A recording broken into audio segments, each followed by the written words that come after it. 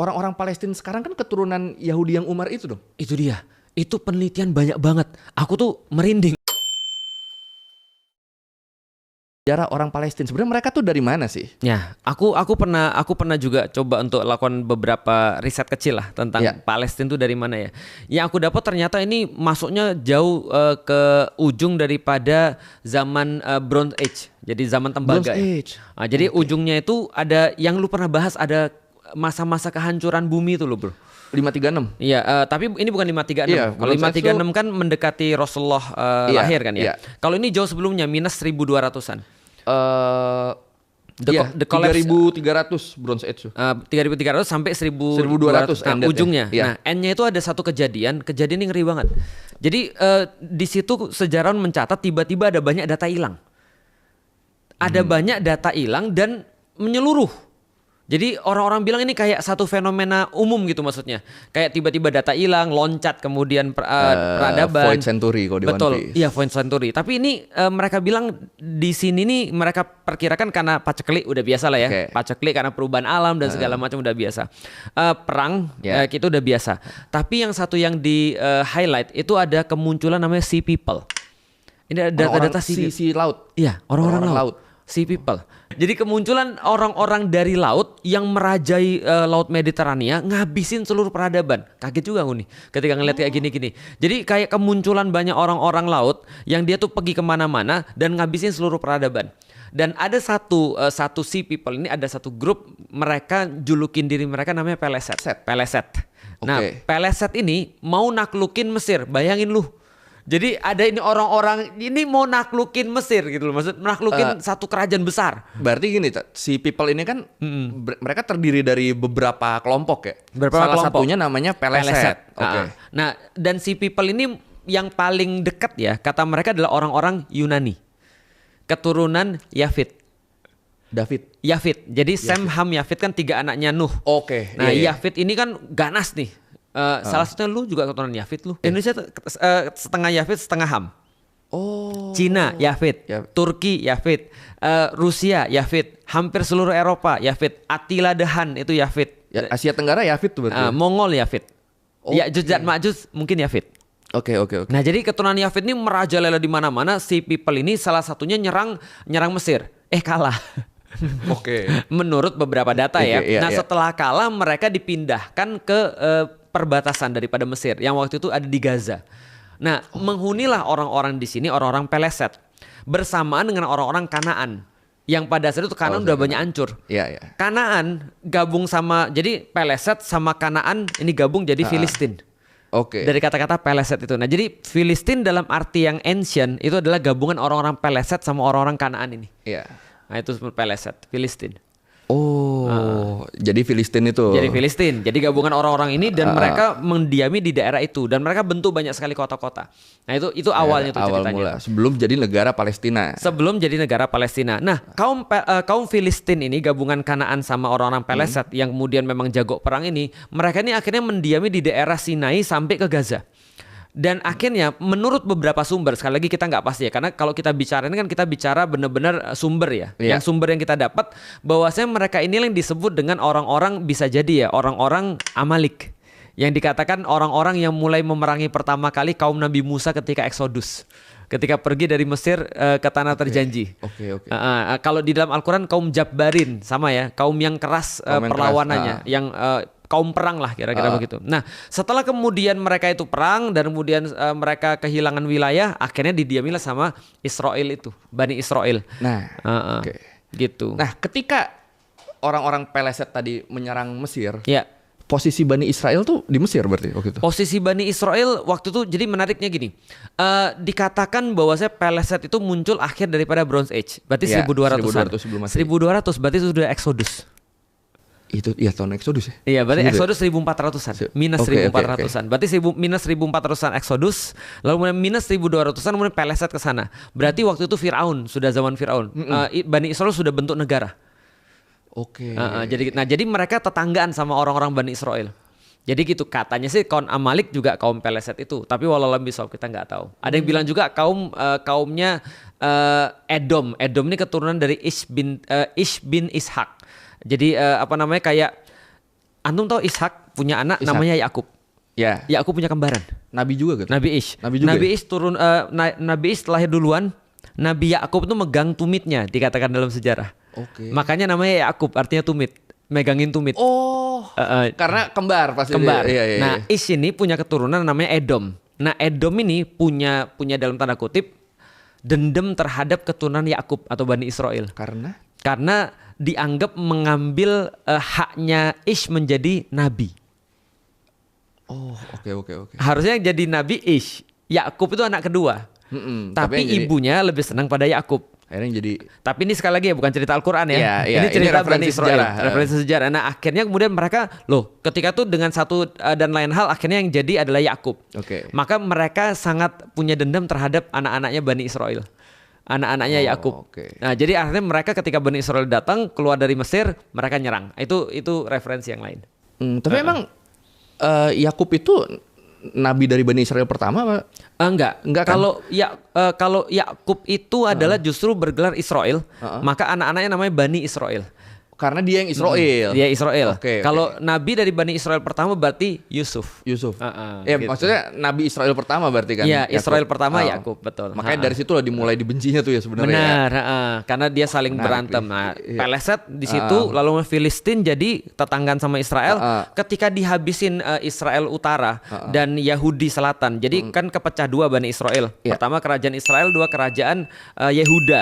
Nah, dua-duanya dihabisin sama Assyria sama Babilonia. Peleset masih di situ, Filistin tuh masih di situ, masih stay di situ. Nah, yang menjadi perubahan besar yang harus diingat sama teman-teman sepulang sekolah ini adalah ketika terjadi pengusiran Yahudi besar-besaran pada tahun 135. Jadi kita loncatnya agak panjang nih. Dari sebelum Masehi 1400-an 1400 ke 135 Masehi. 135 Masehi. Pada saat itu wilayah itu namanya Yudea. Oke. Yudea karena kenapa? Karena yang tinggal adalah orang-orang keturunan daripada Yehuda. Maka namanya Yudea. Orang-orang yang tinggal di Yudea namanya Yahudi. Jadi perpindahan antara Bani Israel menjadi Yahudi doang. Tapi sebenarnya di lokasi yang sama kan? Di lokasi si Peleset itu tinggal dulu. Betul, namanya Yudea. Jadi Yudea. Nah, Yudea ini ribut mulu, bro. Jadi mereka ini adalah kayak orang-orang zaman sekarang, mereka sok bener gitu kan ya, yang lain disalah-salahi. Lama-lama ketika rese bikin pemberontakan. Namanya pemberontakan Bar Kokhba. Nah, besar sekali pemberontakan ini. Lalu kemudian orang-orang kaisar dari Romawi namanya Hadrian mengatakan it's enough, cukup. Kalian nggak boleh lagi pemberontakan, kalian nggak boleh lagi tinggal di sini. Diusirlah mereka semua. Daerah Yudea diganti menjadi nama aslinya Syria Palestina. Syria Palestina. Syria diambil dari kata Assyria. Palestina berasal dari kata Peleset itu. Nah, itu jadi wilayah Syria Palestina. Kotanya diganti dari Yerusalem menjadi Aelia Capitolina. Itu zaman Roma berarti. Zaman Roma 135. Dan seluruh Yahudi di-ban, nggak boleh masuk lagi. Sampai Umar datang baru mereka boleh masuk. Sebenarnya ini malah Umar ya yang di itu sini. Dia tuh. Jadi Umar itu ya, aku agak ini juga sih. Materi Itiba kemarin nih sebenarnya. Iya, aku agak kesal juga sih sebenarnya. Bukan kesal sama Umarnya ya, kesal sama kenyataannya. Karena Umar pada saat itu ketika dia nerima kunci, pendeta Sophronius bilang begini, Umar ada satu syarat, kami mau nyerahin kunci kepada engkau. Syaratnya adalah kamu tidak boleh mengizinkan orang Yahudi balik lagi ke sini. Udah disebut tuh sebenarnya. Umar bilang saya nggak bisa. Karena ini kota bagi semua. Saya harus berlaku adil. Saya harus berlaku adil pada semua. Yahudi boleh masuk. Makanya seluruh Yahudi bisa masuk lagi pasca Umar membebaskan Baitul Maqdis. Tetap namanya Filistin. Karena di zaman Rasul Filistin sudah menjadi nama semenjak 135 kan ya dari Hadrian. Nah, tapi berarti kan gini nih. Kan kalau sejarah modern taunya kan Israel tuh kan dari korban-korban Holocaust dulu yang datang kan. Mereka datang. Sedangkan ini kan Umar kan udah membebaskan kan di zaman beliau tuh. Iya, 637. Nah, berarti orang-orang Palestina sekarang kan keturunan Yahudi yang Umar itu dong. Itu dia. Itu penelitian banyak banget. Aku tuh merinding ketika ngeliat itu. Ternyata penelitian dari tahun 2007, 2010, 2012, 2020, 2021 dan segala macam. Semua penelitian gen itu mengatakan bahwasanya mereka punya gen ancient Jewish. Orang-orang Palestina sekarang justru. Jadi mereka lebih Yahudi daripada orang Yahudi Amerika yang pindah ke sono. Yang di Israel sekarang. Jadi mereka bilang ini adalah tanahnya orang Yahudi. Ya itu yang lu bicarain itu. Orang Yahudi semua itu. Yang berhak emang orang. Ya karena kan kalau logikanya kan ya mereka udah masuk dari Umar datang tuh. Bener, terus mereka menetap di sana. Ini beranak orang-orang pinak, sedangkan Yahudi yang nggak sempat pulang mungkin karena udah terlanjur jauh itu mereka yang mungkin nanti ya jadi betul, ini kan. Betul. Ya berarti kan orang-orang Palestina nih darah itu lebih kental ya, darah Yahudinya lebih kental daripada orang yang mengaku Yahudi sekarang. Benar. Dan lu jangan lupa loh, ketika masanya kekhilafan Umayyah setelah daripada Khulafaur Rasyidin, itu sekitar 70% kalau aku nggak salah Said, itu 70% yang ada di wilayah Syam itu bukan Muslim, Kristen. Jadi 70% itu Kristen. Jadi kita tuh minoritas yang waktu itu adalah memimpin mayoritas. Iya. Jadi artinya di sana tuh juga banyak orang-orang Kristen sampai sekarang, gitu maksudnya. Dan mereka adalah darah Yahudinya gitu maksudnya. Jadi kalau dikatakan Yahudi yang beneran siapa, ya tes gen lah. Itu menarik sih.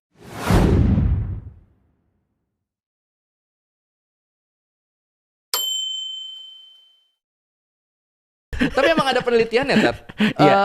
Petinggi-petinggi Israel sekarang itu kan sebenarnya mereka adalah orang-orang kebanyakan Eropa Timur. Betul. Yang convert. Ya sebenarnya nama aslinya nggak ada Yahudi-Yahudinya dan nggak lahir di situ. Misalnya kita mulai dari yang paling terkenal dulu deh. Benjamin Netanyahu. Itu ternyata nama aslinya Benjamin Milekowski. Dari Polandia. Milekowski ya. Iya, nggak ada tuh Yahudi-Yahudinya. Terus yang paling terkenal lagi misalnya Ariel Sharon yang kemarin. Ariel Sharon ya yang sebelumnya. Nah, itu ternyata nama aslinya Ariel Sheinerma. Wih, kayak dari makanan Belarus. Ya. Belarusia. Temennya ini ya Ukraina ya, Belarusia ya. Iya benar, temannya Ukraina. Terus yang terkenal lagi misalnya Golda Meir. Itu ternyata nama aslinya Goldy Mabovich. Semuanya Rusia ya? Semuanya kalau beliau Ukraina.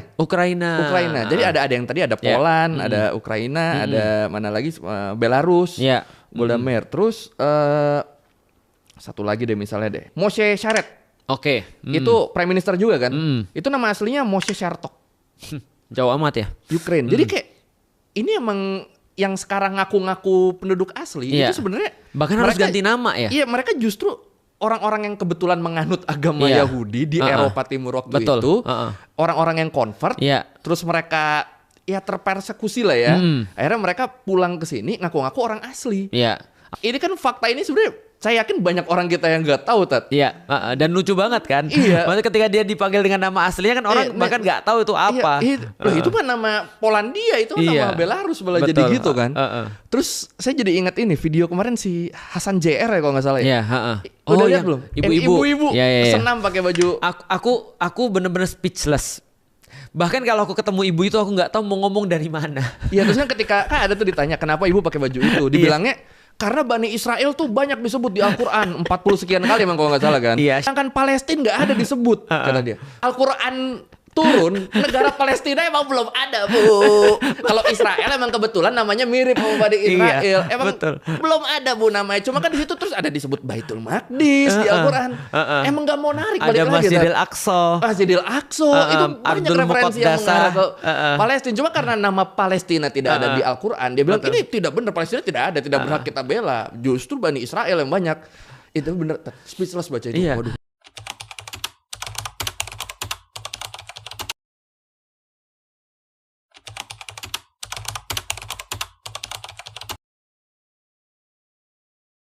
Dia harus mau ngelepas semua yang udah dia pegang di kepala dia kan untuk membuka sudut pandang baru. Itu kayaknya dengan cara ngomongnya udah susah sih.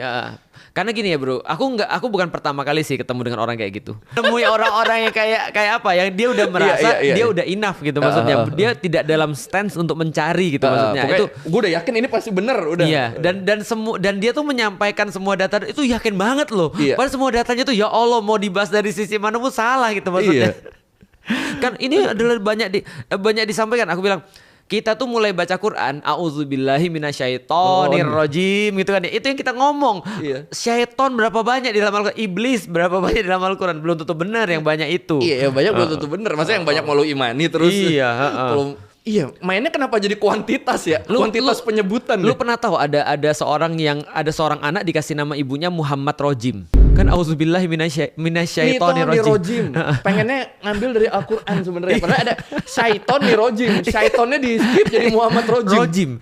Langsung disuruh ganti sama orang. Ibu nggak tahu artinya apa? Nggak tahu. Ibu tahu dari mana? Dan kan kita baca tiap hari. Tapi kan nggak motong tengah-tengahnya. Lah ya makanya Muhammad Rojim, serius. Ada yang namain begitu.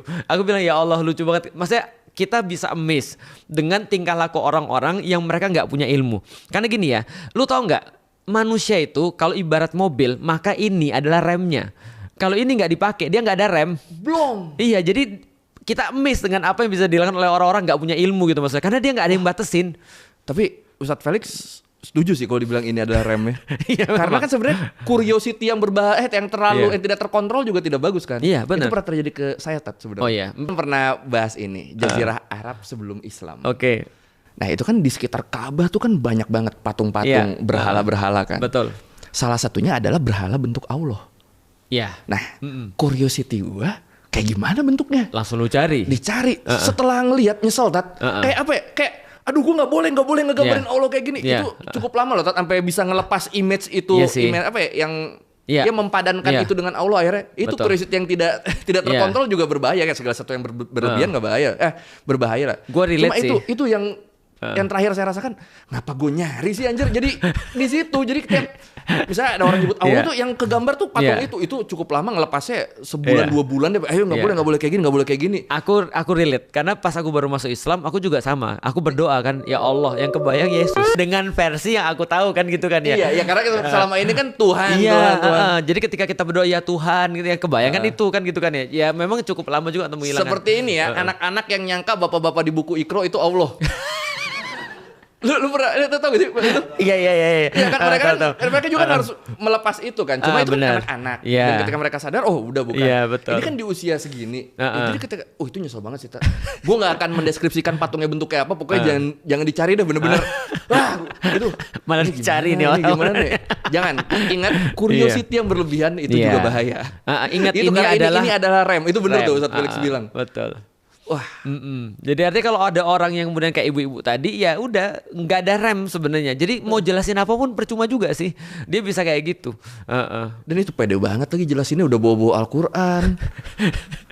Makanya kan kalau kita lihat dalam video itu ya, yang membuat aku putus asa adalah sudah sejauh itu gitu maksudnya. Iya.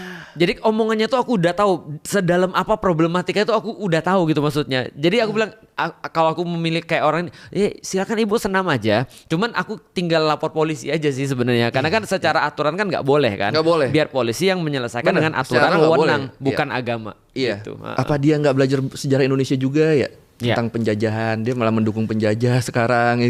Ada penjelasannya bagus sih kalau lo mau bahas tentang white supremacy. Aku tahu ini. Jadi bener-bener kita tuh dari kecil udah dididik untuk bener-bener mengutamakan orang-orang putih, kulit putih. Jadi namanya white supremacy dan propaganda white supremacy ini bener-bener masuk dalam perkara-perkara paling kecil.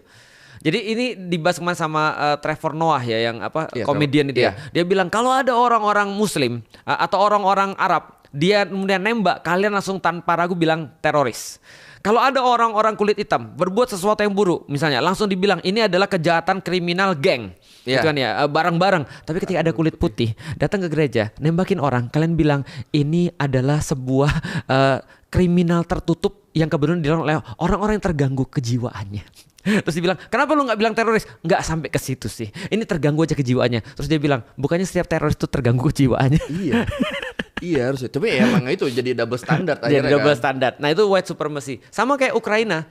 Lu lihat nggak kemarin ketika Ukraina yang dibangun sama media, mereka bilang begini.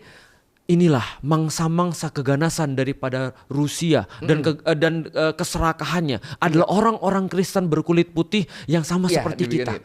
Tapi kalau begitu orang Muslim, mereka narasinya langsung beda lagi. Mereka layak mendapatkan itu. Memang ini orang barbar yang mereka tuh tidak ada pendidikan, tidak ada kebudayaan dan segala macam. Ya itulah white supremacy. Tapi berarti kalau menurut Ustadz Felix, apa yang harus kita lakukan khususnya sebagai Muslim nih agar minimal bisa mendekati kejayaan Muslim di masa lalu dalam hal sains lah? Ya, menarik banget ketika Allah tuh memulai justru dengan Iqra.